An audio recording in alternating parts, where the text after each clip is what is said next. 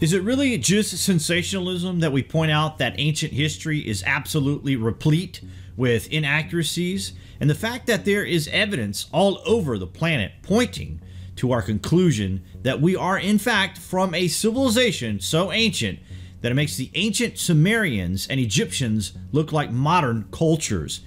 It's not sensationalism, and we condemn such accusations, and we must point out that the true sensationalists are the ones who have spoon-fed us their own interpretations of what they expect history to be. All we are doing here is presenting facts that should not be overlooked or ignored any longer.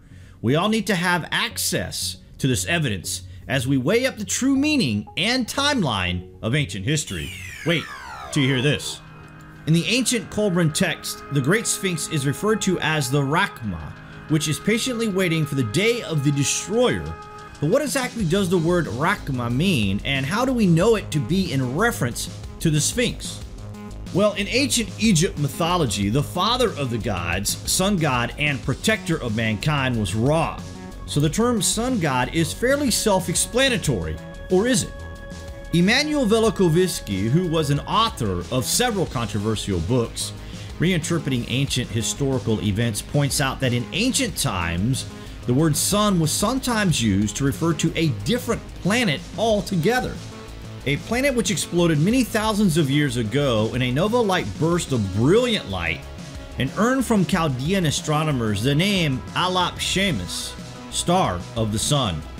According to the Greek historian Diodorus Siculus, the Chaldeans called this planet Helios, while Babylonian astrologers knew it as Shamash and Ult-Galu, the great sun of storms. In India, the planet was once called the sun's name, Arkai, and in ancient Greece it was Phionin, the shining one. The Zoroastrian Parsi Bandaish speaks of the star Tishtar, saying that for 30 days and nights he was distinguished in brilliance, and in each form he produced rain 10 days and nights. Every single drop of that rain became as big as a bowl, and the water stood the height of a man over the whole of this earth. The Qumran roughly echoes this measurement. When the tumult quieted and the waters became still, they stood no more than 3 cubits above the earth. The Mexican Codex says that the first world age, which ended when the earth was destroyed by a universal deluge called Atenoteu, the son of water, was proceeded over by a body in the heavens called Seactul. This planet, known as Kronos of the ancient Greeks, was called Saturn by the Romans and has been Saturn ever since. In other words, the Ra in the word Rakma could refer either to the father, protector, sun god Ra, or the planet Saturn. Many names in the Qumran have become skewed over centuries of translation, but not Kima. In the Old Testament, it appears in Job 38. Can you bind the cluster of the Kima, or loosen the cords of Kesel? And in Amos 5:8, seek him who made the Kima and Kesel, and turns the shadow of death into the morning, and makes the day dark with night, who calls the waters of the sea, and pours them out of the surface of the Eretz. The Lord is his name. The 3rd century Jewish astronomer Rabbi Bar Nachmani wrote, when the Holy One wants to bring a flood upon the world, he took 2 stars from Kima and brought a flood. And the 11th century scholar Rashi Isaac ben Solomon wrote that a comet called Kima caused the flood. Whatever Kima was, it was a force to be reckoned with. The ancient Egyptians certainly thought so, for as the philologist E.A. Wallace Budge notes, they used the word Kimai, meaning destroyer, and to destroy or attack. Velikovsky was convinced that the planet Saturn caused the Great Flood. In the beginning, uses a host of ancient Greek, Roman, and Sanskrit texts to support his theory, identifying Kima with what ancient texts called moist Saturn, Kesel with hot Mars, and suggests that a supernova explosion by Saturn precipitated the flood. Apart from Saturn, there are other contenders for the role of planetary villain. In St. Jerome's 4th century Vulgate and in the King James Bible, Kima is translated as the star cluster Pleiades, or Hades, or as the star Arcturus. Velikovsky rejects these interpretations, pointing out that in rabbinical literature, the term Mazel Kamash used. Mazel means planet, and Saturn, he maintains, is the only planet that can be identified with Kima. Whether or not Velikovsky was correct in identifying Kima with Saturn, the Kolbrin makes clear that the Great Flood, which followed this planetary event, was one of almost total destruction. It was preceded by days of brilliant supernova light. Two heavenly bodies fell from the sky.